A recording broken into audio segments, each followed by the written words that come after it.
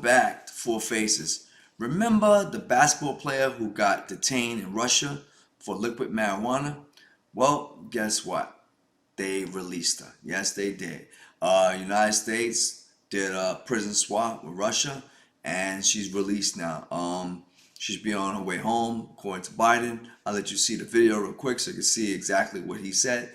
So with that being said, keep in mind though, let's slow down if you want to celebrate. Keep in mind there's still some other American citizens that are detained in Russia. For example, Paul, the U.S. Marine, remember U.S. Marine soldier who got detained in Russia for espionage? He's still in custody in Russia. He's there to serve. You won't believe this number. 16 years for espionage. So even though they're releasing one American detainees, there's still others that need to be detained, that need to be released, and there is just no answer on when they're gonna be released. It's simple as that. So Biden made a statement of congratulating her for her release and all that. I just got one thing to say. She committed a criminal act in Russia. So let's think about it, right? In America itself, if you had marijuana, or you have marijuana in some states, even prior to this year, even in like New York and and California, some other states in America, that you can go to prison for weed. Did we all forget about that?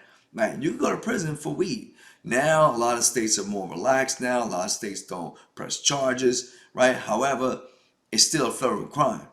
You get where I'm going with this, right? If it's still a federal crime and they arrested her for having, illegal drug, then what are you celebrating for? She committed a crime in another country. It's really as simple as that. So are we celebrating people that commit crimes? Whether it's in America or Russia, it doesn't matter. Because keep in mind that America have Russian prisoners as well. Now, I'm not saying that it's good that, it's bad that they release her. It's good that they release her from the prison in Russia. But all I'm saying is that should we be celebrating? Should we be all excited? Oh my gosh, she just got, think about it. She committed a crime. That's basically what it came down to. Now, you could argue that their sentencing is very harsh, that's very brash, that is too much, it might be excessive. Well, then she should have known not to go to another country with the drugs with her, right? Think about it. She knew it was wrong because she said it. She knew it was wrong. And she said what? She forgot. So what am I saying? I'm saying that yes, she's being released from Russia prison. She's on her way home right now to the United States of America. That's great. But should we be trumping it as if it's some, oh man, she's some superstar that she beat all the odds? Think about it. Whenever you go to another country, you got to be aware of their rules, their regulations, their laws, right? You got to remember, she's part of a women's basketball team, so she does travel around the world. And with that being said, you have to know the rules that they have there. Your excuse can't be, oh, I forgot it in my bag, or I forgot to take it out. Come on. Let's stop it, right? Let's just stop it right there.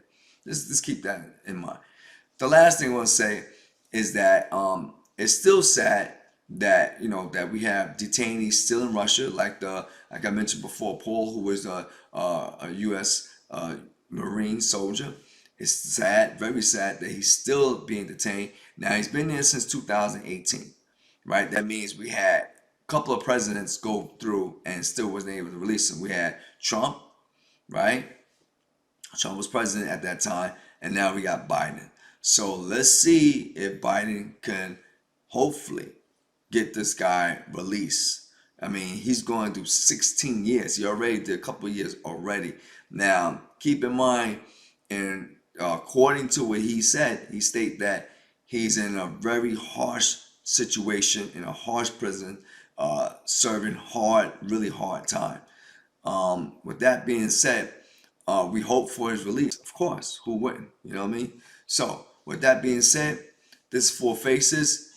We'll talk. In the Oval Office, I spoke with Brittney Griner. She's safe. She's on a plane. She's on her way home. After months of being unjustly detained in Russia, held under intolerable circumstances, Brittney will soon be back in the arms of her loved ones, and she should have been there all along. This is a day we've worked toward for a long time. We never stopped pushing for her release.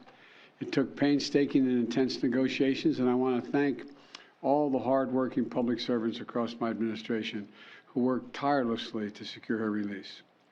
I also want to thank the UAE for helping us facilitate Brittney's return, because that's where she landed. These past few months have been hell for Brittney and for Charlie and her entire family and all her teammates back home. People all across the country have learned about Brittney's story, advocated for her release, stood with her throughout this terrible ordeal. And I know that support meant a lot to her family. I'm glad to be able to